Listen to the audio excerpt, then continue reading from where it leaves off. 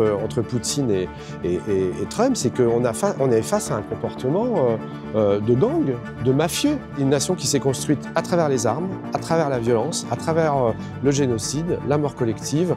C'est vrai qu'il y a aussi des comportements qui relèvent du pathologique. Chez Trump, chez Mussolini, chez Hitler.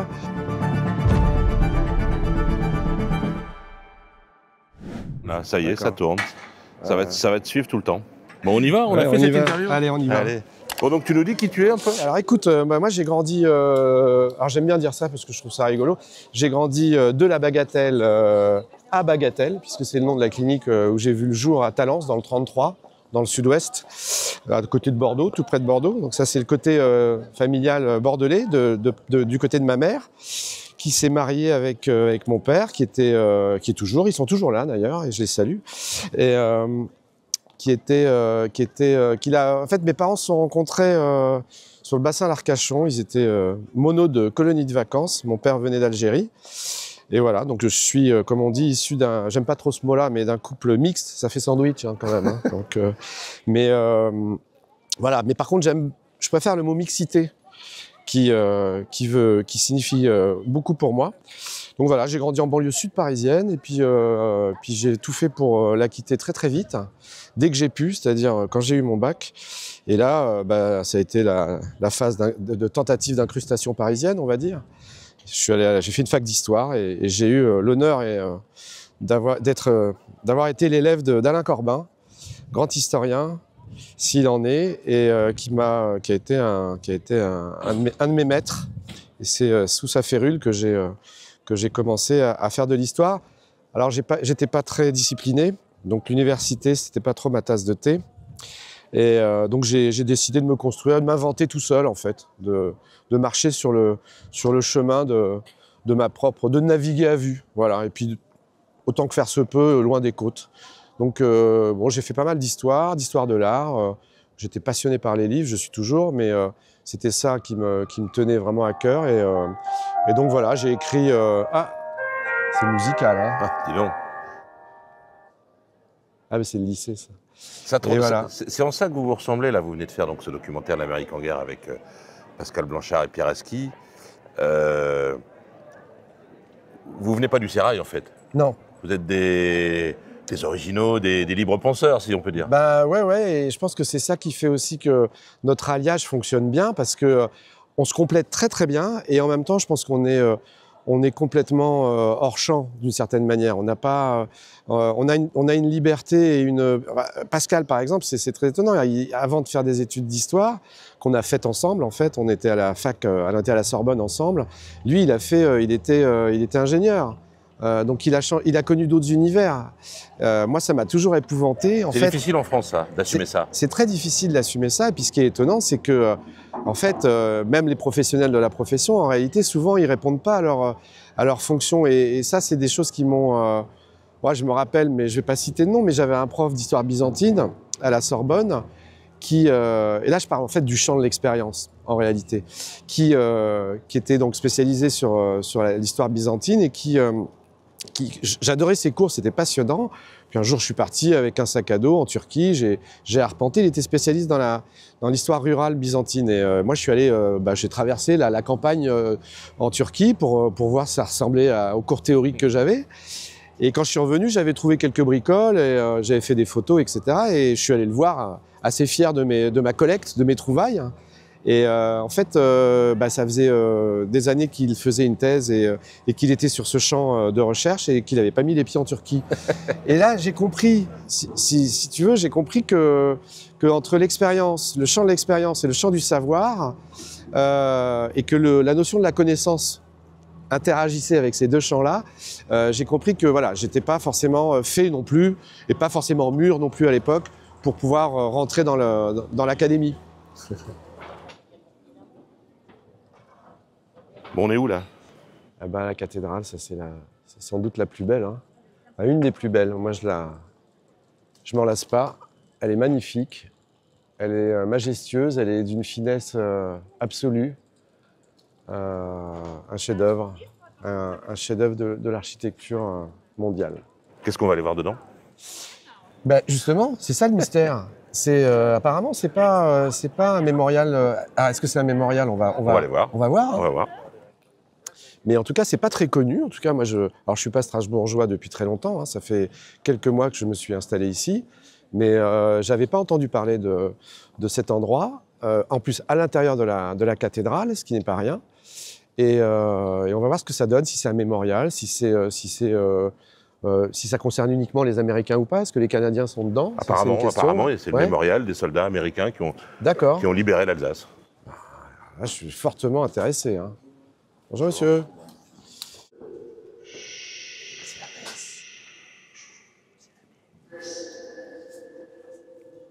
Il y a un plan, peut-être aller voir sur le plan. Allez.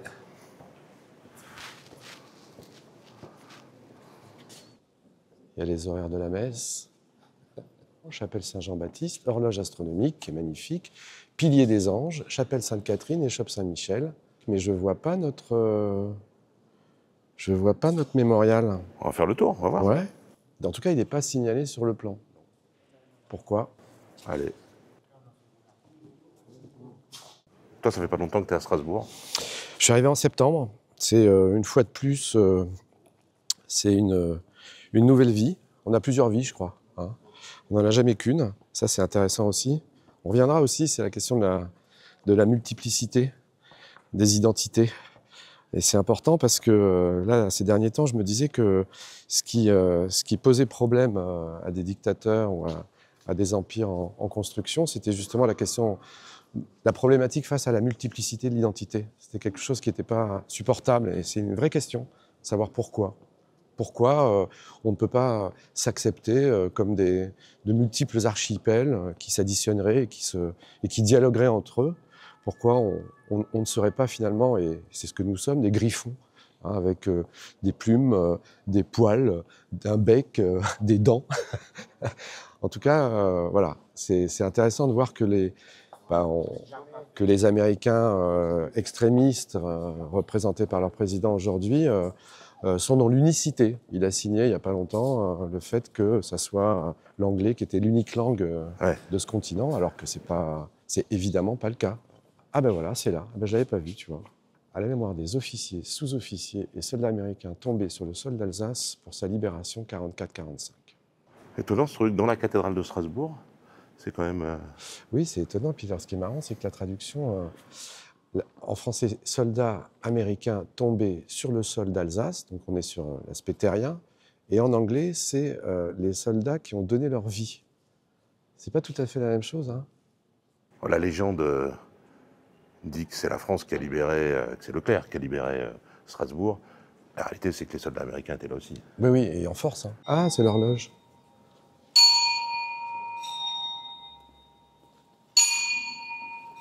Nous emmène où? On va aller au bord de la rivière. Allez. Bon, on va revenir un peu à notre sujet, c'est l'Amérique. Oui. Donc tu as fait ce documentaire, l'Amérique en guerre. Pour faire simple, comment ce pays est façonné par l'identité militaire, comment ce pays est né dans la guerre et comment son logiciel politique finalement a fait du réflexe guerrier et du réflexe militaire quasiment quelque chose de pavlovien. Et on tire d'abord, on discute après. C'est ça, exactement. Ouais. Alors évidemment, cette année, il s'est passé un truc, c'est le retour de Trump au pouvoir. Et on le voit en quelques semaines, ça chamboule déjà tout. Et c'est quelque chose d'effrayant pour la plupart des gens qui voient ce monde auquel ils avaient cru, la paix. On a vu Macron qui s'est adressé à la télévision pour dire c'est le retour de la guerre. Ouais, je mettrais quand même un bémol. Je mettrais quand même un bémol si tu veux, parce que dans les années 80, tu avais des couvertures du Nouvel Obs ou de l'Express avec un champignon atomique qui disait que ça allait être pour demain quand même. Donc il y a eu quand même des moments dans la guerre froide. On l'a oublié ça. Ouais. Il y a eu quand même des moments dans la guerre froide où il y avait des constructions d'abris atomiques à l'appel quand même, aux États-Unis et ailleurs. Moi, je me souviens en Suisse, par exemple, il n'y avait pas à l'époque, dans les années 80-90, il y avait toujours des pseudo-abris atomiques dans n'importe quelle bâtisse collective. Moi, j'habitais près du CHEP, le centre de commandement de l'OTAN en Belgique, dans les années 80, et on avait, y compris à l'école, des cours de confinement atomique. Donc c'est vrai que cet imaginaire-là, des années 80, il existait. Oui, voilà, c'est ça. Et donc, en fait, la peur, la terreur d'un conflit mondial, d'une destruction absolue, etc., a quand même sillonné, on va dire, les 30 Glorieuses, hein, et même après la crise pétrolière. Non, en fait, pour les États-Unis, si tu veux, la question de la guerre ADN d'une culture, c'est vrai que ça commence par un partage par les empires. En simultané, il y a un génocide. C'est une nation qui s'appuie sur un génocide des Indiens, évidemment. Et aussi, ça aussi, il faut le rappeler, c'est que quand on lit les témoignages des explorateurs, je pense à Lewis et Clark par exemple, ou des pionniers d'une manière générale, l'ambiance et le cadre dans lequel cette nation s'est construite, s'est bâtie, est relevé d'une violence absolue, et de tous côtés. Hein. Il ne faut pas non plus idéaliser, par exemple, les Indiens. Quand vous faisiez attraper par les Comanches ou par les Apaches, vous passiez un sale quart d'heure de supplice et de torture très, très expérimenté. Hein. Donc en fait, voilà, ce que je veux dire, c'est que c'est une nation qui s'est construite à travers les armes, à travers la violence, à travers le génocide, la mort collective. Donc effectivement, ça laisse des traces. Et en plus de ça, c'est une nation qui n'a pas su véritablement, comme beaucoup d'autres, y compris comme la nôtre aussi, construire un vrai travail d'histoire et d'historiographie sur la question de la mémoire et des séquelles et des traumatismes civilisationnels que ça a posé. Mais ça veut dire quoi? Ça veut dire que Trump, finalement, c'est pas un accident de l'histoire? Il est plus américain que ce qu'on pense? Alors c'est une révolution quand même. C'est pas un accident de l'histoire, non, j'y crois pas. On a toujours tendance à qualifier des phénomènes extrêmes ou des porteurs de haine comme étant, c'était la question aussi pour poser, comme étant des fous. Bon, on s'est posé. Généralement, on va vite en besogne. Les nazis étaient pas des fous. Ils étaient le produit d'une culture qui a vraiment une histoire, une logique, des valeurs, des principes, des hiérarchies, des exclusifs, etc. Mais ils n'étaient pas fous. En fait, ils étaient dans une logique. Et c'est ça qui est... Par contre, ça, c'est terrifiant. Mais voilà. Après, bon, c'est vrai qu'il y a... une logique qui était le fruit de leur histoire, le fruit de leur culture, le fruit de leur société. Ça, voilà. Et donc Trump aussi, quelque part, est idem. Une forme extrême une forme de sa propre culture. Voilà, une forme extrême, c'est une construction. Et Elon Musk aussi, j'en discutais il n'y a pas très longtemps avec une amie qui me disait qu'il y avait un psychiatre qui avait dit que, par contre, ils avaient tous un point commun, c'est que ils relevaient plutôt, ils n'avaient pas passé le cap anal, en fait, ces dictateurs-là. Et alors, c'est pareil, il faudrait approfondir un peu cette idée, mais c'est vrai qu'il y a aussi des comportements qui relèvent du pathologique. Chez Trump, chez Mussolini, chez Hitler, c'est aussi alors en tout cas chez Hitler, ça on le sait, c'est aussi parfois des personnes qui ont des consommations de drogue assez fortes. Hein. C'était le cas chez Hitler, on le sait. Ça concernait toute la société allemande, cela dit des années 30. Hein. Voilà, il faudrait savoir ça, s'il ne se cache pas derrière ces comportements-là aussi des troubles, des troubles addictifs, etc. Bref. Ce qui est important de voir, c'est que, pour revenir à la nation américaine, c'est que c'est pas le fruit du hasard, c'est le fruit de l'histoire, à nous de le comprendre, et surtout à nous de comprendre les différences qu'il ne faut pas balayer.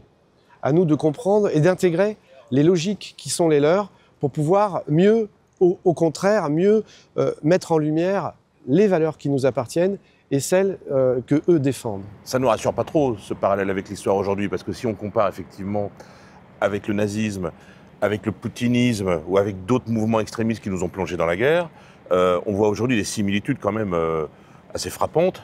Tu parlais de Musk. Le nazisme s'est aussi appuyé sur du capitalisme, sur clanique. Alors je viens sur des traits de caractère un peu psychologique, mais c'est vrai que la mégalomanie et l'égocentrisme, le narcissisme masculiniste, si on peut dire, c'est un point commun entre toutes ces personnes-là. Hein. On l'a vu là, on l'a vu d'ailleurs, on l'a vu avec Zelensky dans le bureau ovale il y a 15 jours. Il y a vraiment, c'est assez testiculaire hein, quand même, hein, comme type d'entretien. Ce qui est intéressant aussi, il y a une chose aussi qu'il faut dire, c'est que ce qui en ce qui concerne toutes ces figures-là, c'est qu'en 1907, Staline, il braque des banques. C'est un mafieux. C'est un mafieux. Alors, c'est vrai que c'est au service de la révolution. Enfin, en tout cas, c'est ce qui est dit, à voir. Hein. Mais il y a beaucoup de révolutionnaires communistes soviétiques ou autres qui ont été des malfrats. Mais alors, ça, c'est aussi une correspondance qu'on peut faire entre Poutine et Trump, c'est qu'on est face à un comportement de gang, de mafieux. Et en fait, il y a un bouquin qui vient de sortir que j'ai pas encore lu et il me donne vraiment très envie, qui est titré, je crois, L'ère de l'intimidation, justement, qui est sorti chez Odile Jacob là, il y a quelques jours, parce que le mot intimidation, justement, c'est le fer de lance dans cette histoire-là. C'est-à-dire que c'est des comportements qui relèvent plus du tout de la diplomatie, du comportement de cour. Non, là, c'est une période qui est totalement effacée avec Trump et avec Poutine, ou avec... mais alors, c'est plus subtil chez les Chinois, je pense. Mais en tout cas, on est dans l'intimidation. Et pour revenir à pour faire référence à notre doc sur l'histoire de l'Amérique en guerre, il y a un truc qui m'est apparu quand on a travaillé sur le sujet, c'est que il y avait quelque chose, il y avait peut-être une correspondance à faire entre le western et le comportement de Trump. Et dans l'intimidation, il y a peut-être un espèce d'archétype inconscient qui revient à la surface, qui est celui du jeu de cartes, du coup de poker, qui est quand même qui donne lieu à des scènes. Mais lui, il l'a écrit, hein, The Art of the Deal, c'est ça. Donc on est dans l'histoire du bluff. Et donc, en fait, voilà, c'est une nouvelle façon de faire de la... Alors, le bluff a toujours existé en politique, mais de cette façon-là, avec autant d'intimidation et de couperer, j'ai envie de dire, dans la possibilité de dialogue, s'il n'y a aucune possibilité de dialogue, là, ça, en ce moment, c'est... Et puis, dans les comportements aussi, moi, il y a autre chose qui m'a fasciné, là, ces derniers temps, c'est... Trump a toujours le doigt tendu, donc il y a une espèce d'index permanent qui est posé sur le monde de sa part, et il a, je ne sais pas si vous avez remarqué, un comportement au niveau du visage et de la mâchoire qui ressemble assez proche, qui ressemble vraiment de près à celui de Mussolini. C'est-à-dire que vous avez, voilà, c'est ça, hein, tu viens de le faire, c'est le menton comme ça. Et alors, ça nous rappelle quelque chose, ou quelqu'un qui est récemment disparu, qui se tenait aussi un petit peu comme ça. C'est vrai. Ça rappelle ça aussi. Alors je me suis dit, il y a quelque chose avec la mâchoire. Entre les dictateurs et les mâchoires, le port de tête, il y a un point commun. Alors Poutine n'a pas trop ça, mais il a quand même tendance à lever le menton. Je sais pas. Poutine, il a une culture d'agent secret. Oui. Il a aussi une culture de l'effacement, hein, chez lui. Et du secret. Et du secret. Oui, tout à fait. Tout à fait. Mais pour revenir à ce parallèle historique, aujourd'hui, le patron de Tesla, c'est un oligarque. Oui, c'est un oligarque américain. Oui. Donc la famille Trump, c'est une famille oligarchique. Et on avait la même chose chez les nazis. Enfin, je veux dire, le patron de Volkswagen, à l'époque, était un oligarque nazi. C'est ça. Donc, on a aussi une reproduction finalement de ce modèle une reproduction clanique. Oui, économique. Et en fait, il y a un groupe d'industriels, pour les années 30, c'est évident, hein, il y a un groupe d'industriels qui va s'arranger avec le pouvoir nazi, d'industriels importants, qui vont d'ailleurs participer à l'effort national et à la construction, à la préparation de la guerre, dans la construction de militaire. Et donc, et en fait, on a la même chose qui est en train de s'effectuer autour de Trump, c'est qu'on a un groupe de milliardaires. Alors, ce qui est saisissant, c'est que le populisme fonctionne à travers ces gens-là et à travers un rêve qui est donné de la part de Trump de renouveau d'un empire et en fait, qui joue sur les frustrations et les blessures d'une population qu'il faut pas non plus, qui sont légitimes. Hein. C'est comme avec les gilets jaunes. Hein. Je veux dire, il y a des fractures sociétales, il y a des moments où il y a des gens qui sont perdus et c'est tout à fait, il faut le prendre en compte. Ça, c'est important de pas mépriser justement ces phénomènes de frustration et de sentiments de déclassement populaire. C'est souvent l'erreur des élites en fait démocratiques, malheureusement, qui elles aussi ont peu de compassion pour les classes populaires, d'une certaine manière, en tout cas de compréhension. Donc il ne faut pas jeter le bébé avec l'eau du bain à ce niveau-là, mais en tout cas ce qui est sûr, ce qui est étonnant surtout, c'est que Trump, comme d'autres grands populistes, fascistes, dictateurs, arrive à capter véritablement, y compris, alors ça c'était un petit peu la révélation du second mandat, c'est qu'il a capté une partie de la population qui n'était pas avant, qui étaient les latinos. et une partie de l'électorat noir. Alors qu'il fait dans le suprémacisme blanc. Voilà. Alors qu'en fait, on sait qu'un des moteurs, c'est les suprématistes blancs et qu'il y en a beaucoup. D'ailleurs, on a oublié de dire une chose.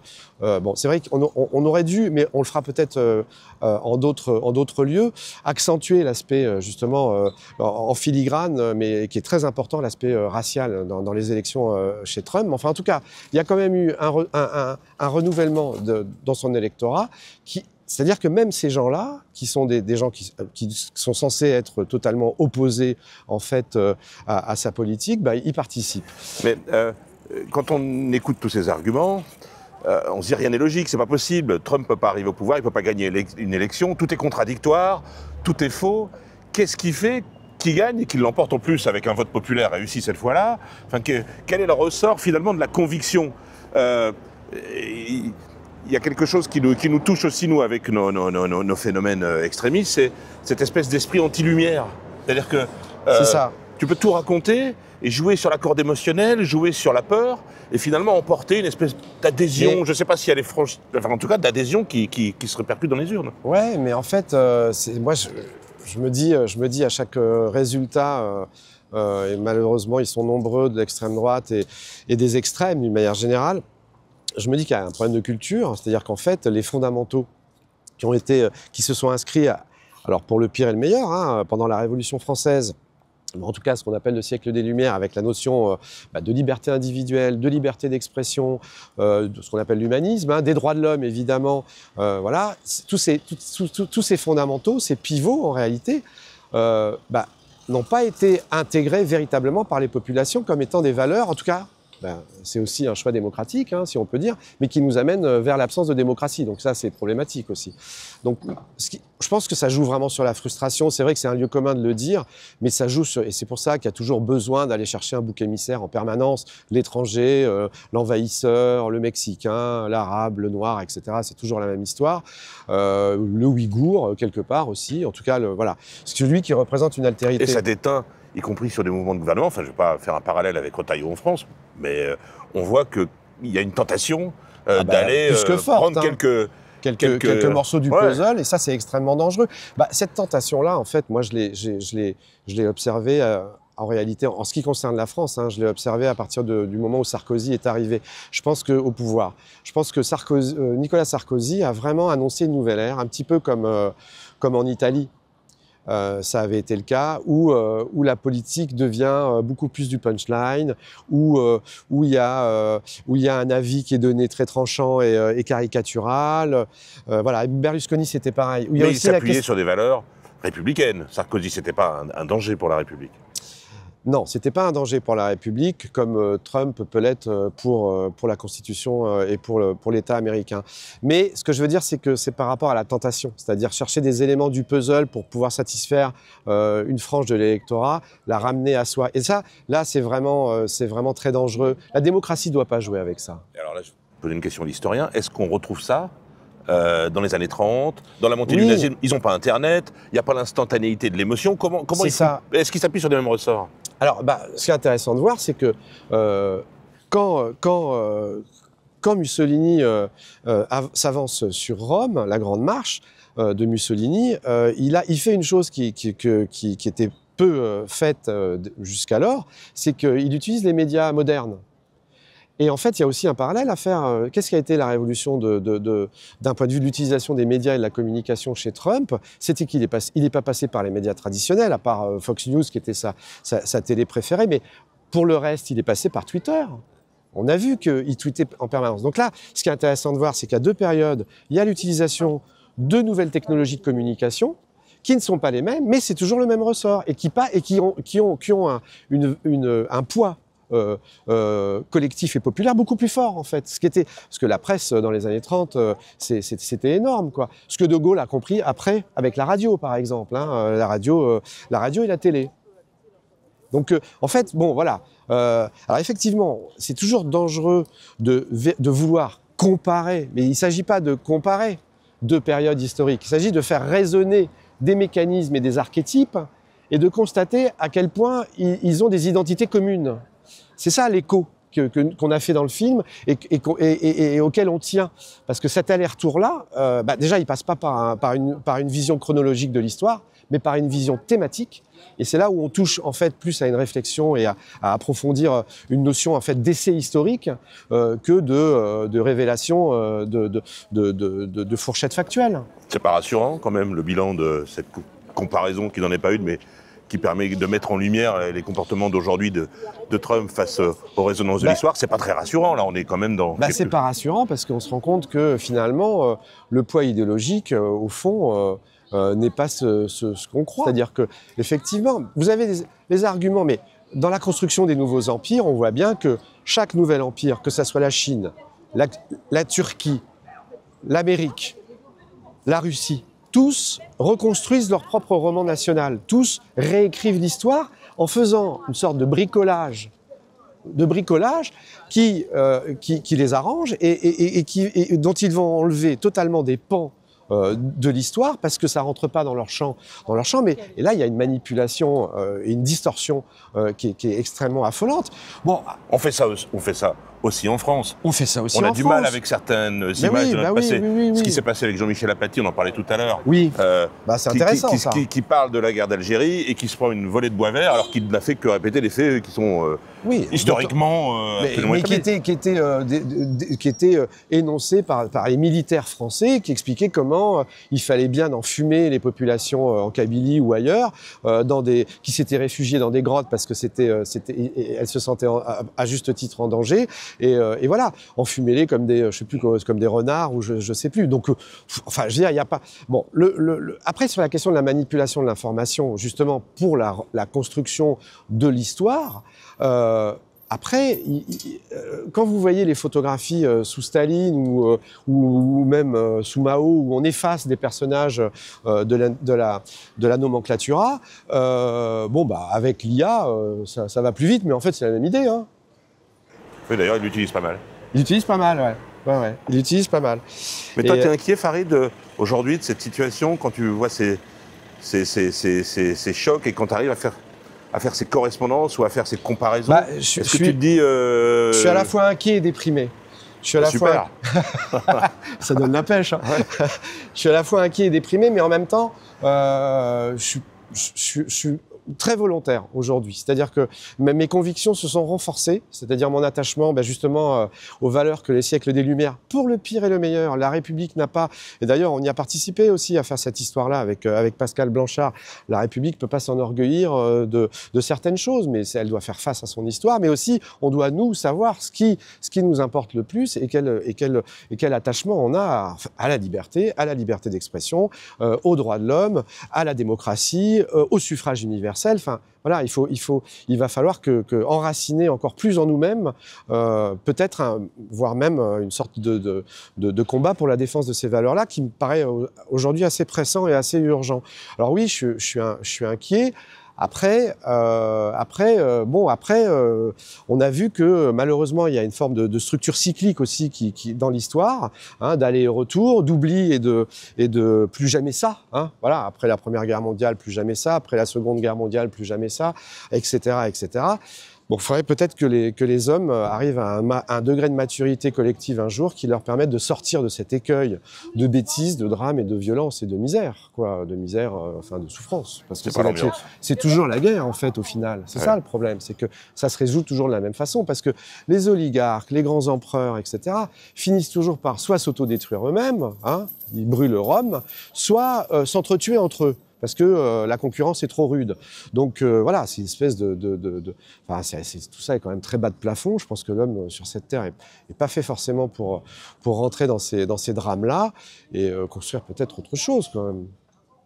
Qu'est-ce que t'en penses, toi? Je pense qu'il faut qu'on s'arrête là parce que faut que je réfléchisse à tout ça. Merci Farid. Merci.